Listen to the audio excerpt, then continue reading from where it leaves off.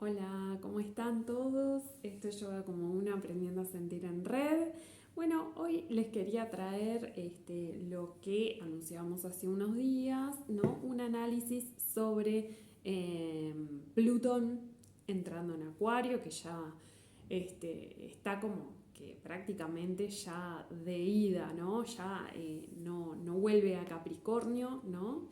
Y sobre todo para entender como los padecimientos desde el psicoanálisis, ¿no? Desde la terapia, estos padecimientos contemporáneos que tienen que ver con el vértigo, con la ansiedad, con la hiperactividad, con el síndrome de desgaste ocupacional, ¿no? Como con todas esas cuestiones que empiezan a aparecer que parecen novedosas, en realidad ya se empiezan a dar hace unos años atrás, pero de alguna manera esto nos ayuda como a pensar, ¿no?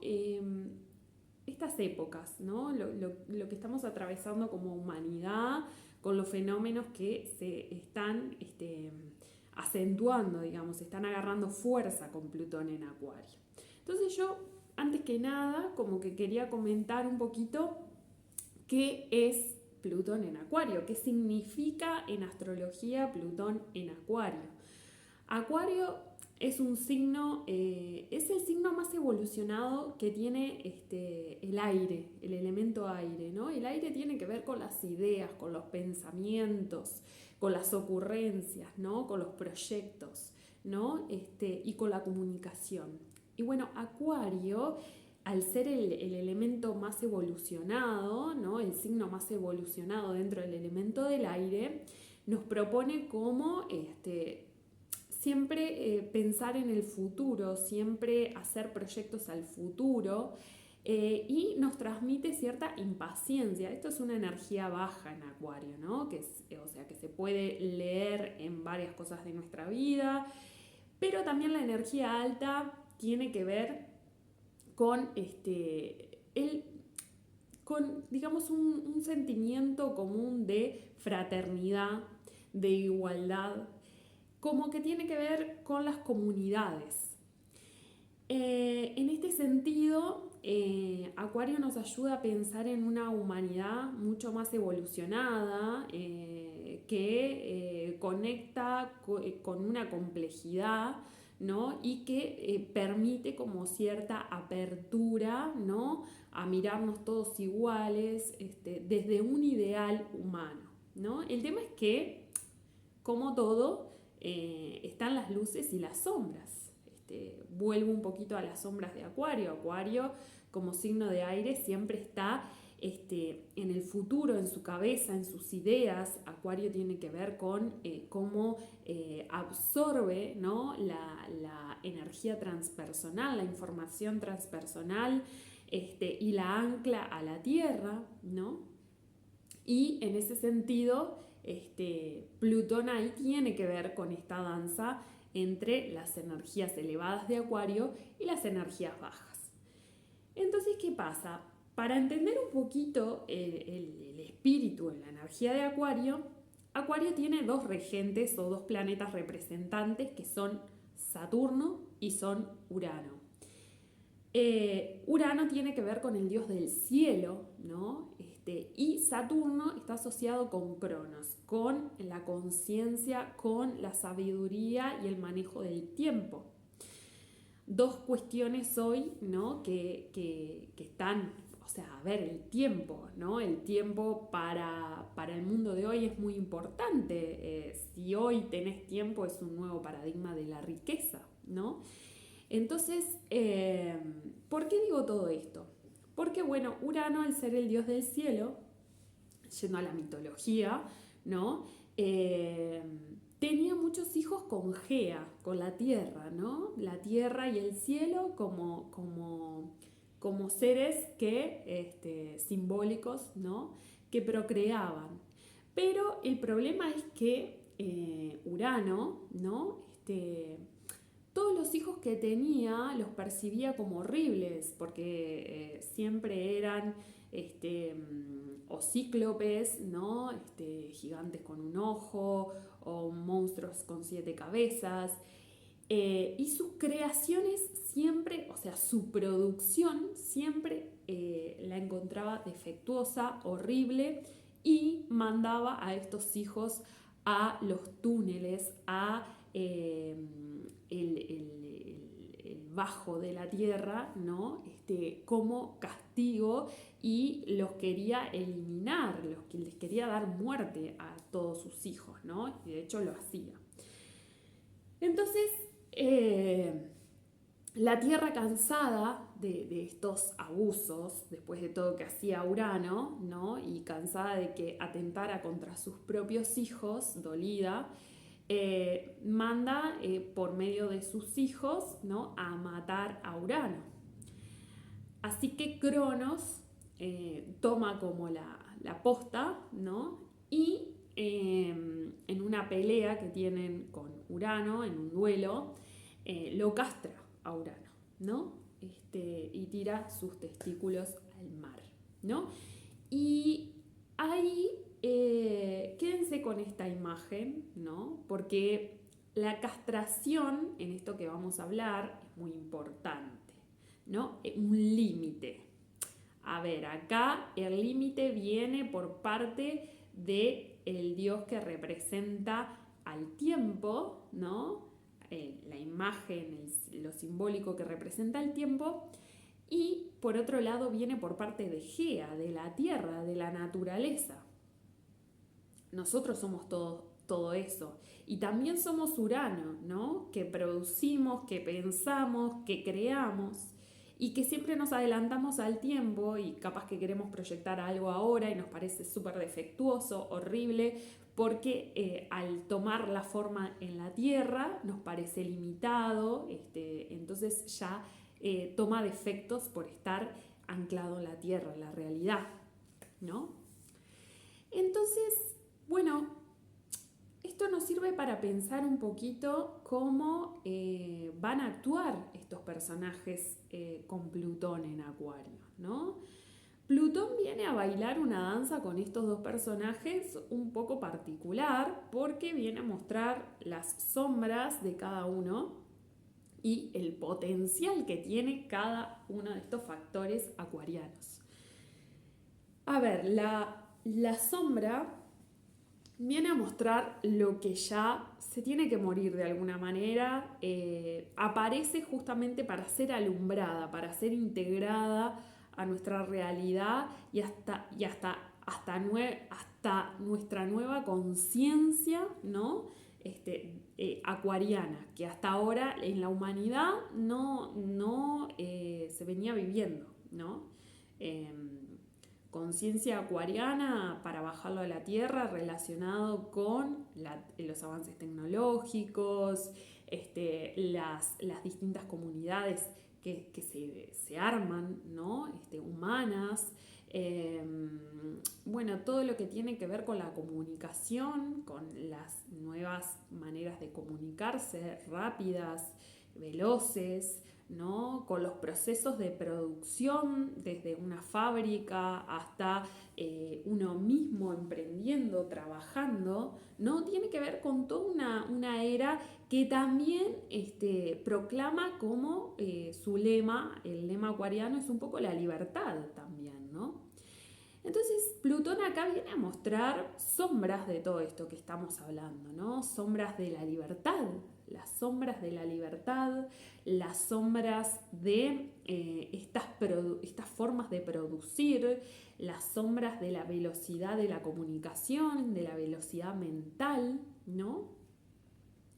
Plutón representa al dios de lo subterráneo, ¿no? Del Hades, ¿no? Y justamente viene a llevar a estos dos personajes, Urano y Cronos, ¿no? Y Saturno, hacia las profundidades de la Tierra, ¿no? Hacia lo más oscuro.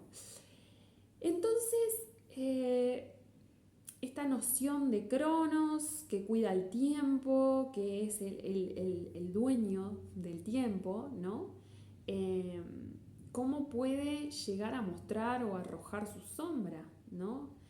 Entonces, acá Plutón también acelera las cosas, es como un catalizador de las cosas, ¿no? Y si lo pensamos en esto del tiempo, Plutón actuando en esta idea del tiempo, ¿no? Con Cronos, nos dice como, bueno, una cierta adicción al tiempo. Adicción al tiempo que nunca me parece suficiente, ¿no?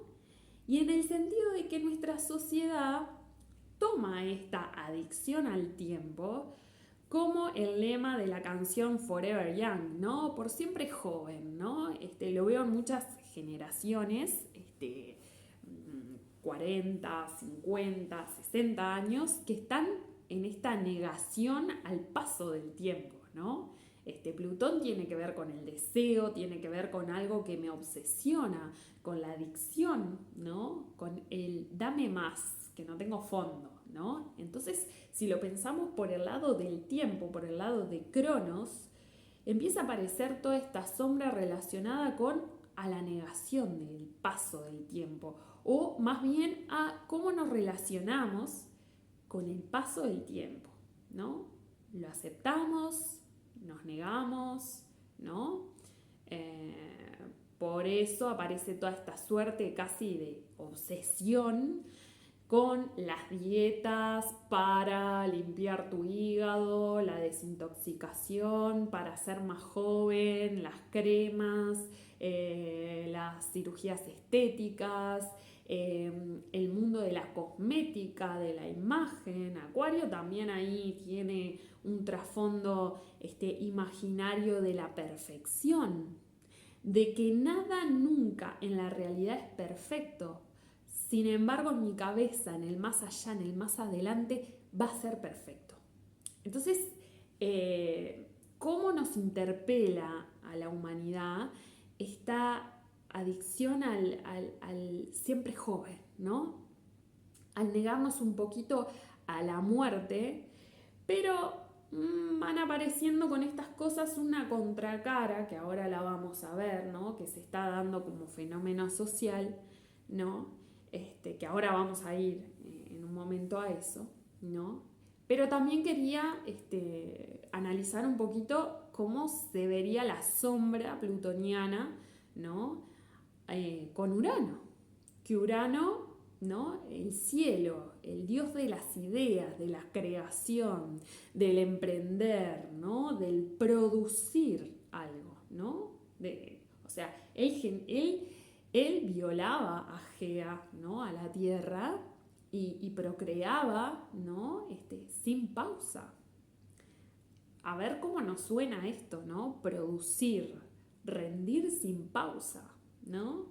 De manera que caigo en un ritmo en que nada me contenta al final, ¿no? Ningún hijo, como Urano, después que lo creaba, ningún hijo era perfecto y le parecía horrible, ¿no? Y este sentido del tiempo en donde tenía millones de hijos, nada le conformaba y vivía en un padecer interminable.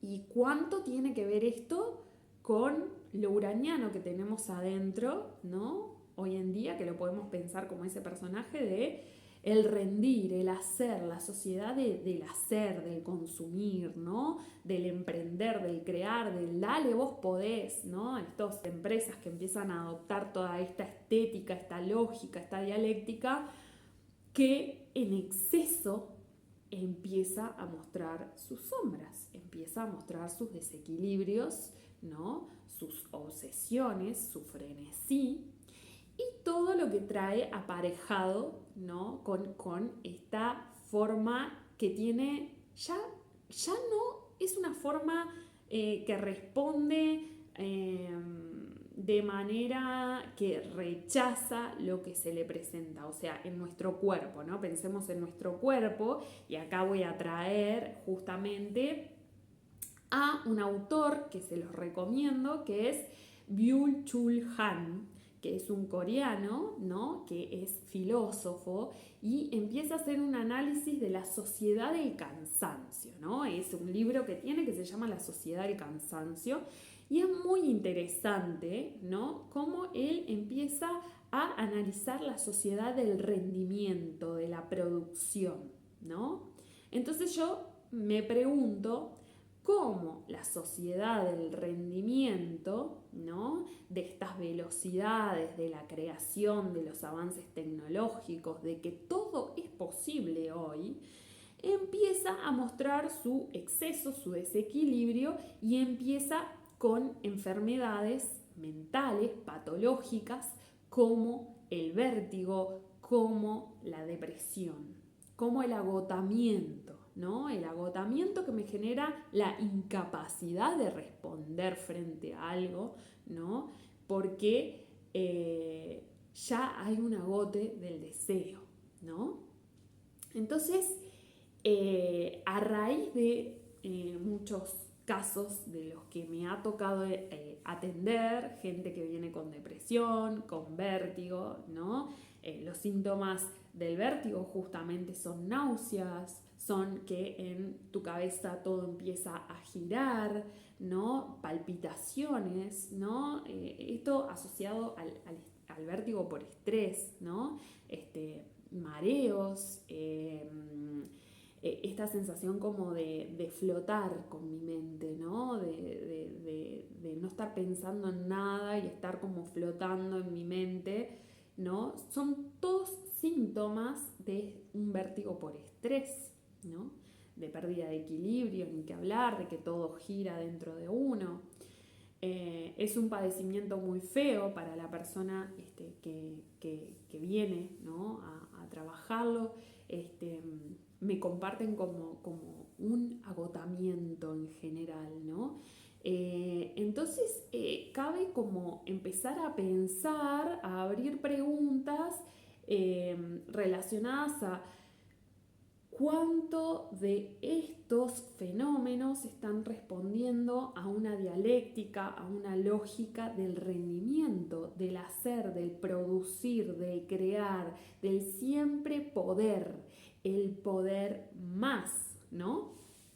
Entonces, ahí estaría como el primer punto, ¿no? De análisis de este Plutón en Acuario, que está poniendo sus piecitos en Acuario y está empezando a bailar, ¿no? Con estos dos personajes, uno que produce, que puede llegar hasta a abusar, ¿no? En esto de abusar literalmente de la Tierra. Bueno, estamos, ¿no? Con fenómenos, con respuestas y síntomas de la Tierra de que ya no puede más con todo lo que estamos produciendo, ¿no? ¿Cuánto representamos a Urano como humanidad abusando de la Tierra, ¿no? Y cuánto rechazo o miedo plutoniano ahí también contra este tiempo que pasa, ¿no? Y con la idea de la fugacidad de la vida, de lo efímero de la vida. Pero ¿por qué aparece lo efímero de la vida? Porque tras la caída del sentido que le podemos dar a nuestra vida, empieza a quedar como una vida desnuda, como una vida casi que maquínica, mecánica, ¿no? Entonces ahí empiezan las respuestas del cuidado de uno mismo, de la vida, ¿no? Casi de forma obsesiva, porque empieza a caer el sentido, empiezan a caer las creencias, ya hoy por hoy se cuestiona mucho, ¿no? La religión de distintos lugares, ¿no? Empieza a haber una descreencia, una falta de sentido hacia todo esto que al hombre lo inyectaba de sentido, lo dotaba de algún sentido, ¿no? Y empieza a pasar esta caída, ¿no? Este anochecer de todas las cuestiones de creencias y del sentido para el hombre. Y esto pasa de forma simultánea con este fenómeno de la producción frenética, exacerbada. Entonces, bueno, pensando, ¿no? Tomando todos estos fenómenos que están pasando en la Tierra, en la humanidad hoy, ¿no? esta exacerbación plutoniana pisando lo acuariano, la sobreproducción, el rendimiento, la velocidad, la creatividad, el mundo de las ideas, de la comunicación avanzada y vertiginosa, ¿no? Y el paso del tiempo y este rechazo al paso del tiempo por la fugacidad misma de la vida, por pérdida de sentido también, ¿no? Bueno, empieza a decantar en respuestas de nuestro propio cuerpo, de nuestra mente, relacionadas con lo vertiginoso, con el vértigo, ¿no? Con el vértigo, con la ansiedad, con la hiperactividad, ¿no? Que está asociada justamente al mundo del rendimiento, ¿no? Y si nosotros pensamos en el vértigo, ¿no? Yo me acuerdo un programa cuando era chica que se pasaba los domingos, que era justamente carreras de autos, ¿no? Carreras de Fórmula 1, si mal no recuerdo, y se llamaba Vértigo el programa. Entonces, cuando toco este tema, ¿no? Del vértigo, me viene esto de las carreras de Fórmula 1, ¿no? De la tecnología puesta al servicio del hombre para acelerar, para facilitar las cosas, pero cuánto riesgo hay en esa vertiginosidad de no saber manejar esa máquina, ¿no? Máquina del tiempo, máquina que somos nosotros mismos, máquina de producción, ¿no? Y de rendimiento. Y se podía ver en estos corredores de carreras, en lo que se traducía en las narrativas de estas carreras, ¿no? Como la adicción a esta vertiginosidad, el no poder parar de alguna manera, ¿no? Y esto lo relaciona un poco a este movimiento que traen estas personas que padecen el vértigo como padecimiento mental de estrés de estos días, ¿no? Como esa forma de una especie de adicción al hacer, al estar ocupado, al no poder parar, pero a la vez estar agotado, ¿no? Pero a la vez estar con un cuerpo que ya no responde, ¿no? Y que no está libre porque agarró una velocidad en la que no puede parar, no puede encontrar sentido porque está desenfrenado. Cuando alguien no sabe, ¿no? O no puede, mejor dicho, manejar este ritmo de correr rápido, del empezar a que las cosas se hacen como una suerte de túnel en donde pasan rapidísimo, ¿no? Esta ilusión de túnel en donde las cosas pasan sin más, no hay sentido porque todo es igual, todo me pasa de una forma en donde nada se discrimina de cierta forma, ¿no? Y entonces un poquito el autor, el filósofo Han, justamente lo que plantea es que estamos como humanidad pasando de una dialéctica inmunológica que tiene que ver con la Guerra Fría. Ustedes dirán, bueno, ¿qué tiene que ver? Sí, tiene que ver con el tema de que durante la Guerra Fría, ¿no? La otredad, lo otro, era visto como amenazante, ¿no? Como algo o alguien que tenía intenciones de destrucción hacia uno mismo, ¿no? Hacia eso veía un otro distinto y eso ya era símbolo, era significado, mejor dicho, de amenaza inminente, ¿no? Entonces, fuera la intención que fuera, que tuviera el otro, era eliminado, ¿no? De alguna manera, esta reacción inmunológica quiere decir que había un rechazo a lo otro, a lo distinto, porque significaba una amenaza. Y este autor plantea que si bien hoy a los términos, digamos, figurados, gráficos, existen las guerras, estuvo la pandemia, ¿no? Que él en un momento reconoce que hay un miedo, ¿no? Al brote de la gripe pandémica, ¿no? empieza a desarrollar un pensamiento en el cual se corre de este lugar de la otredad que amenaza y empieza a fijarse en los fenómenos que están pasando como humanidad, ¿no? En donde hay como cierto exceso de lo mismo. A ver, ¿cómo lo explico?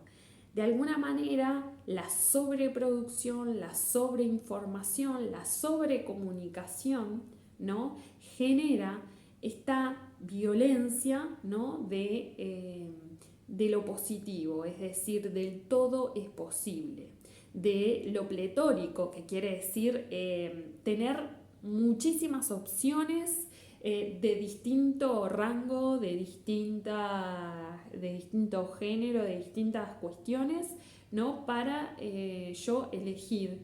Y sucede que en ese abarcar todo, ¿no? En ese producir, hacer y poder todo, al final no hay nada negativo, no hay nada por lo cual yo vaya en contra o rechace, y es todo sí, ¿no? Hay cierta como lógica de incluir todo, lo abarco todo, y desde ahí empieza a describir como un fenómeno, ¿no? De infarto psíquico, le dice él, ¿no? Como esta reacción que tienen las personas, los humanos, todos, a una reacción, ¿no? Lo que podía ser antes una resistencia inmunológica a lo que me amenazaba de afuera, ahora no hay una afuera.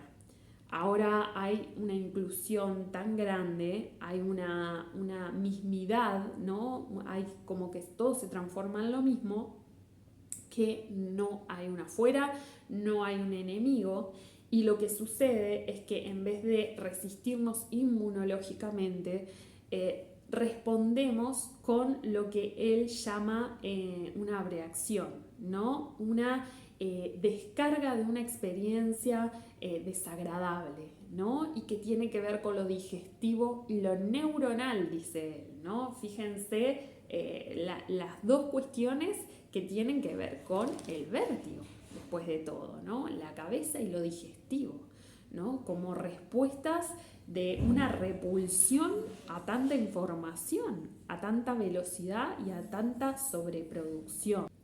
Entonces, él va a decir que ya no hay una respuesta, una resistencia inmunológica por parte de los humanos a las cosas, sino que va a haber una reacción digestivo-neuronal, ¿no? Una descarga de esta experiencia desagradable que lo hace por medio de la psiquis, por medio de la mente y por medio de lo digestivo, ¿no? Como lo ansioso también, ¿no?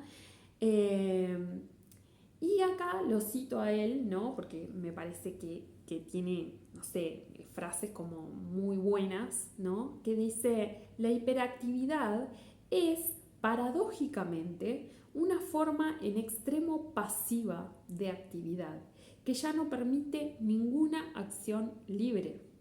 Por eso, retomando la imagen de los autos de carrera o de esta suerte de ilusión de túnel, ¿no?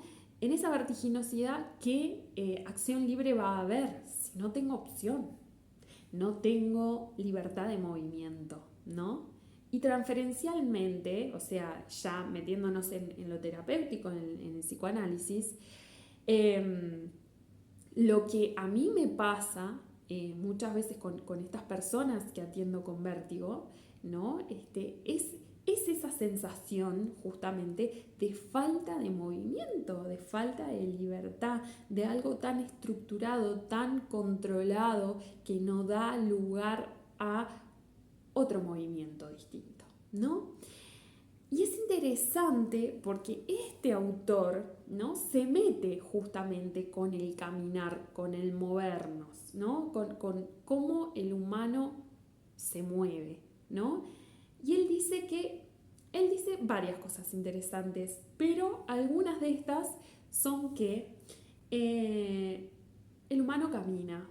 Y en esta caminata hay quienes aceleran el paso, ¿no? Van rapidísimo y en esto de ir rápido empiezan a perder el contemplar, empiezan a perder el sentido, todo ya es lo mismo, una esquina es igual a otra por la velocidad que empiezo a agarrar y no puedo justamente prestar atención a lo que hay a mi alrededor.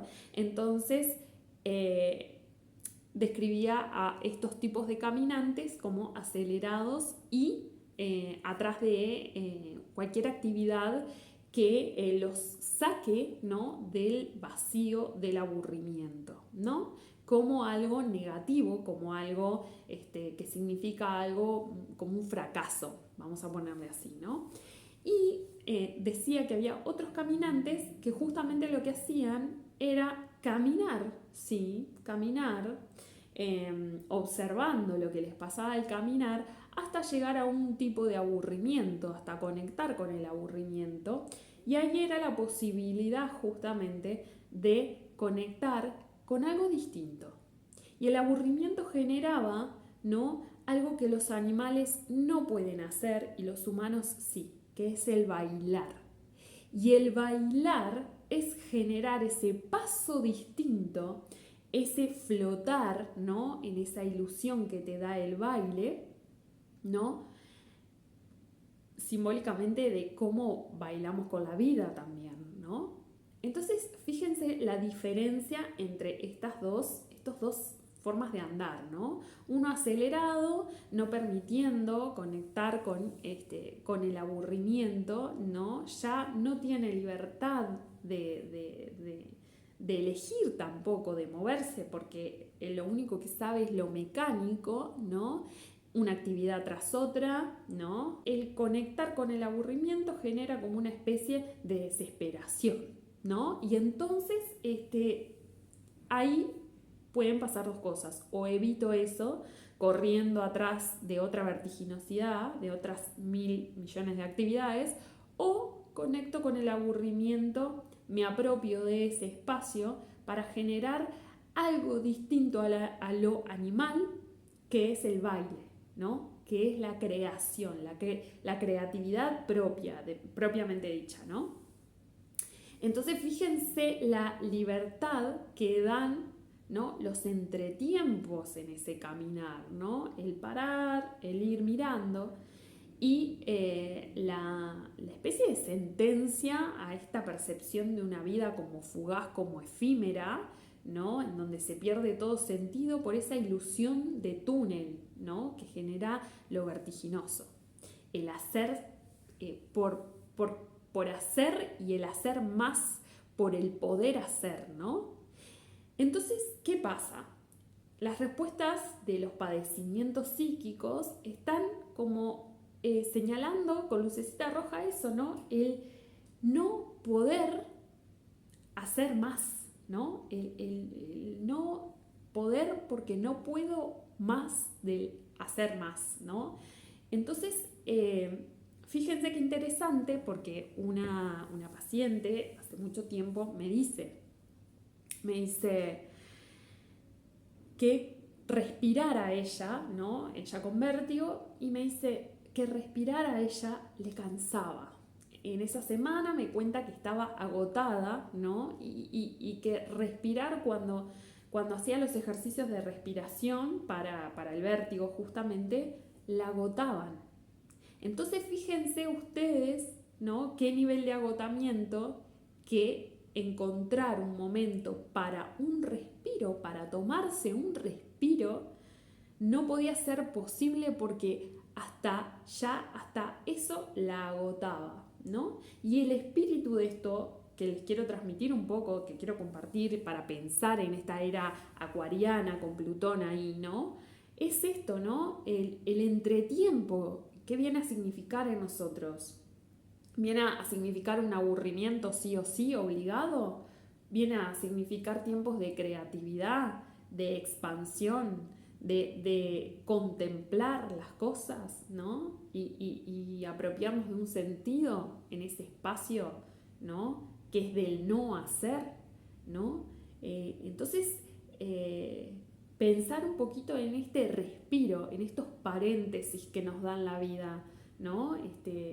Llegamos tan agotados que ya no podemos, ni siquiera somos libres de tomarnos ese respiro, porque ya estamos presos de un movimiento vertiginoso que no nos da otra chance, ¿no? que estar presos de este movimiento, padecerlo, y ya el aplicar un freno se vuelve casi que un accidente, ¿no? Entonces, ¿cómo vamos aplicando los frenos a nuestra vida, ¿no?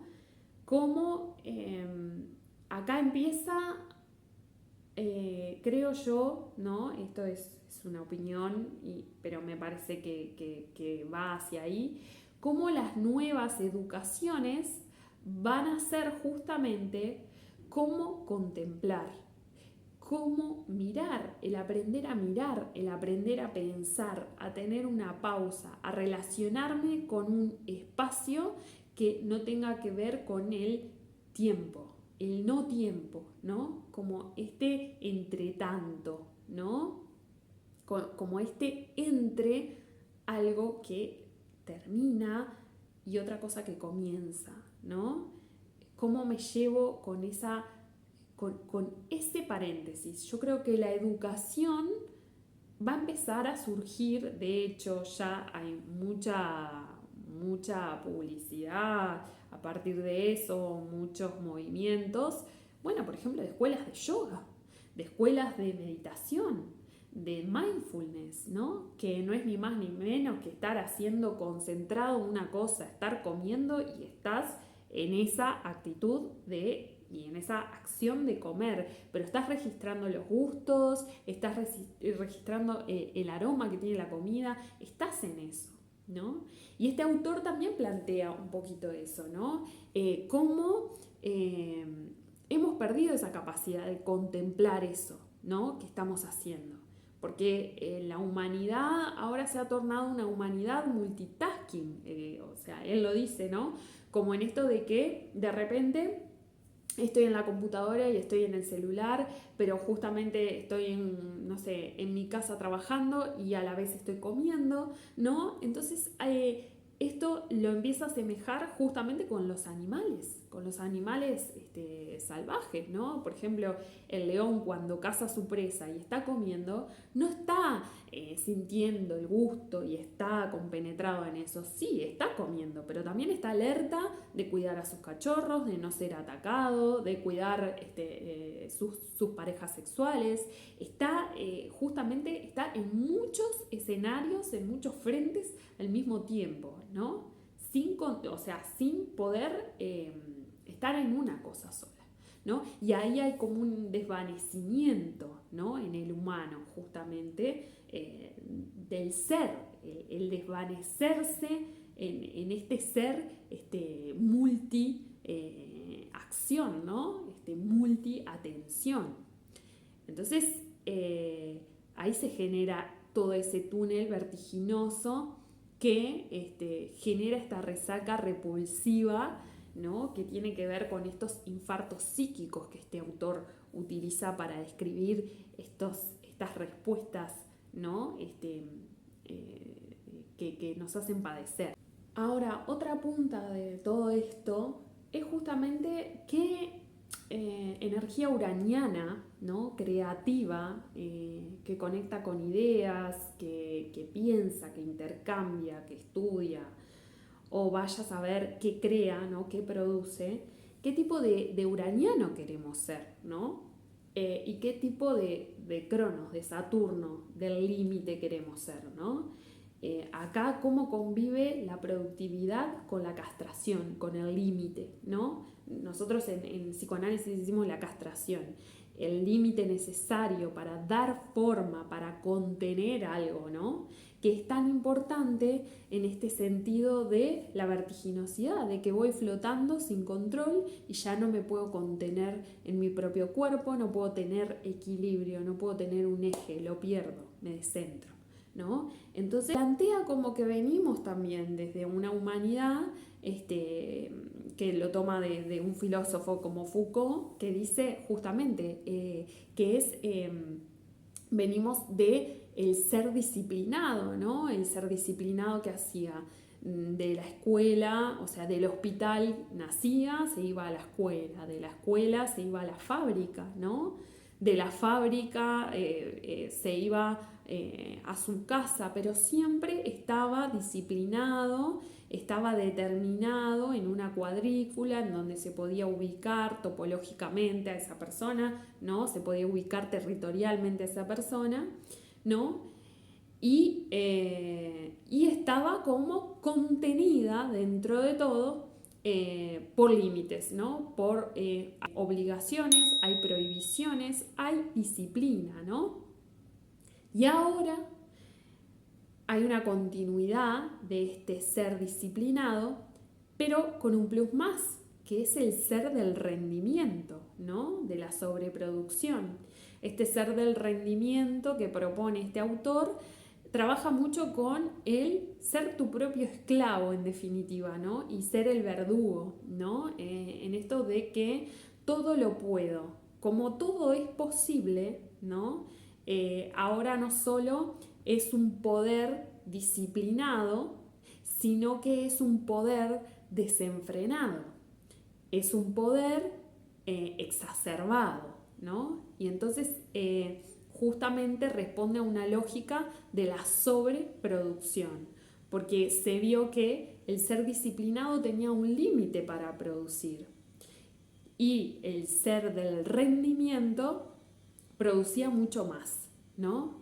Pero con un coste claramente mucho más agotador e irreversible también, ¿no? Que afectaba justamente al productor, ¿no? Que somos todos nosotros haciendo nuestros trabajos, haciendo nuestros emprendimientos, ¿no? Y propone como este cambio de paradigma en donde ahora es la sociedad del rendimiento. Antes había fábricas, hospitales, cárceles, ¿no? Que si bien hoy están, ¿no? Vamos a ser figurados, pero ahora aparece todo esto de el shopping, ¿no?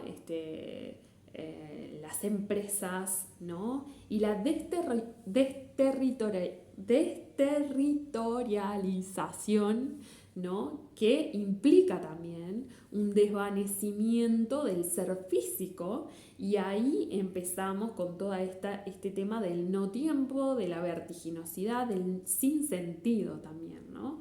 Eh, Nietzsche en un momento también dice, que lo vuelvo a traer porque este autor trabaja, pero yo ya lo había trabajado antes también, con esto de la muerte de Dios, ¿no? Como la muerte de Dios, la muerte de la creencia, ¿no?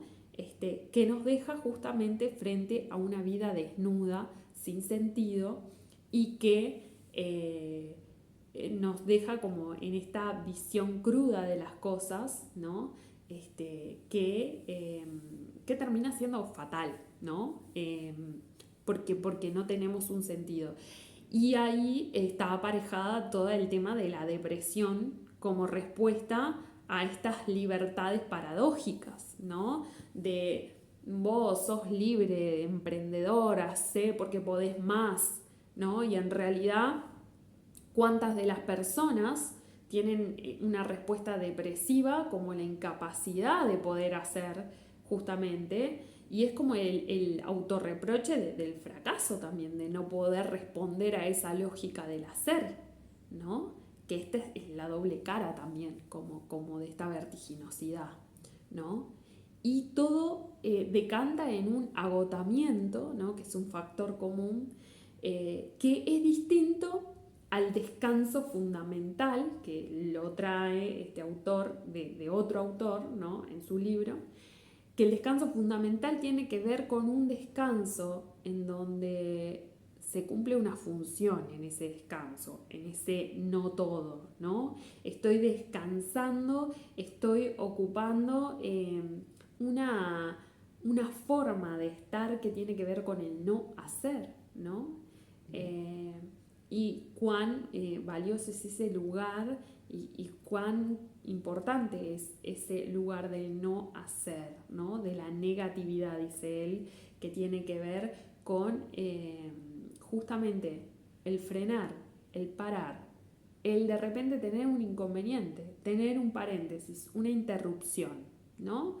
Que tiene que ver con otra cosa que no es la producción, no es el rendimiento, ¿no?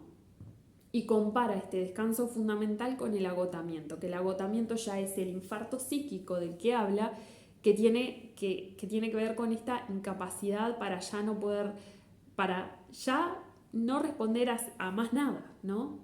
Porque hay un agotamiento del deseo, hay un agotamiento del sentido, ¿no? Entonces, este video lo vamos a extender un poquito, lo vamos a seguir pensando, ¿no? Porque tiene un montón de puntas como para ser pensado, pero lo quería compartir con ustedes porque me parece fundamental pensar, ¿no? En todo en todas estas formas de sufrir lo mismo, ¿no? Que aparecen desde distintos síntomas, ¿no? Y para terminar, me gustaría como terminar con algunas preguntas, ¿no? Que tienen que ver con todo esto. Y es, ¿podemos pensar a este Urano, ¿no? El que creaba los hijos, a este productor, ¿no? Como un padecimiento propio de nuestra época? Si pensamos en una sociedad en términos de rendimiento, ¿no? Podemos pensarnos como esta energía que con Plutón nos empieza a mostrar la sombra de esto, ¿no? Del crear, del ir más allá, del poder, de ser el cielo por unos instantes, ¿no? De esta ilusión todopoderosa que tenemos del poder hacer, ¿no? Que tiene que ver con Urano, ¿no? Y otra pregunta, ¿podemos pensar en esta actividad que nunca descansa ni deja de producir como una hiperactividad que como consecuencia tiene el agotamiento, la falta del gusto por ser sin estar produciendo, ¿no? Que esto también tiene que ver con una forma de autoimponerse, ¿no? Una forma de ser, algo como bastante individual, quedando ya bastante aislados de nosotros mismos y del entorno, ¿no? Y por último, ¿no? Pensar como en qué función acá cumple el límite, ¿no? Los límites, porque fíjense en estas familias que se desmantelan hoy en día, ¿no? Con el multitrabajo, porque es una realidad. A ver, también es una realidad. Vivimos, por ejemplo, hoy en un país muy caro, ¿no? Como es Uruguay. Uruguay es un país muy caro y mucha gente, la mayoría de la gente vive con multiempleo, ¿no? Y esto genera muchas veces desencuentros y desmantelamientos del hogar, en donde hay hijos que los padres no saben ni en lo que andan, ¿no? Y justamente, y estas familias y estos padres que no saben ni en lo que andan los hijos, empiezan a desvanecer sus límites, ¿no? En cuanto función de padres con sus hijos, porque empieza a haber como también un desconocerse, un desencontrarse, porque no hay entretiempos, no hay paréntesis, no hay descansos, entonces tampoco hay esta cuestión de los límites, ¿no? Y entonces empiezan otros fenómenos a desencadenarse, como justamente las adicciones. Las adicciones responden muchas veces a la falta de los límites, de un no, ¿no? Entonces hay varios fenómenos que responden a esta hiperactividad acuariana, sombría, que tiene que ver con Plutón, que cómo nos sirve para pensar cómo podemos tomar las producciones, ¿no? Cómo podemos tomar las formas de hacer que tenemos para ser más libres. Más libres bien entendido, la libertad de elegir el próximo paso que voy a dar, con tiempo, con paréntesis, con un descanso, con una lógica también del no hacer incluido en el hacer, ¿no? ¿Cómo podemos usar todos los conocimientos y todos los avances que tenemos hoy por hoy que tienen que ver con Acuario, ¿no? Como formas y herramientas para poder liberarnos de este sobrerendimiento que nos lleva a esta sociedad del cansancio, como dice Han, ¿no? Entonces, que la tecnología, que los avances, que la sobreproducción, ¿cómo podría servir justamente al humano y no el humano a esa sobreproductividad? Es una pregunta que requiere como bastante transformación y creo que de eso habla Plutón, justamente de morir de ciertas formas, de ciertas lógicas para renacer y relacionarnos de una nueva forma con esto que está establecido, con esto que se está dando, ¿no? Porque Plutón puede ser una cárcel, puede ser como la sombra, pero también puede ser mucha luz y puede ser liberación, ¿no? Entonces, empezar a pensar cómo nos relacionamos con el no hacer, con el aburrimiento, con el descanso, cómo nos relacionamos con estas cuestiones, cómo las creencias que se trabajan en casa, ¿no? Cómo nos relacionamos, qué creencias están ahí operando en nuestra casa, en nuestras familias, cuáles son las lógicas del hacer, del no hacer, ¿no? Y cómo nos relacionamos con esto de la sobreinformación, ¿no? En este mundo que hoy en día es la era de la información y cómo nosotros nos servimos de esa información para ser más libres, ¿no? O para caer en esa lógica pletórica de sobreproducción, sobreinformación, ¿no? Y de exceso, dijera este autor, de positividad. Entonces, creo que son varios elementos para pensar lo mismo, para pensar este movimiento vertiginoso al que al parecer va la humanidad, pero muchos de nosotros lo padece en forma psíquica, física, ¿no? Y que nos lleva a desaprender cosas para reaprender justamente y para parar un poquito a respirar, a darnos un respiro, dijera esta paciente, ¿no? Me canso cuando respiro. Entonces, ¿cómo está el orden de las cosas? Bueno, con esto, para no sobrecargarlos más de tanta información, los dejo pensando. Yo creo que hay varias preguntas que surgen. Me gustaría que también puedan sintonizar con esto y si les surge alguna pregunta, si quieren hablar algo en particular el día de mañana, que hagamos un video de estas cuestiones con otros autores, con otros padecimientos, con otras formas, lo podemos hacer. Así que bueno, les mando un beso grande. Espero que compartan mi video, que le den me gusta porque lo hago con todo mi corazón. Así que les mando un beso, espero que estén bien.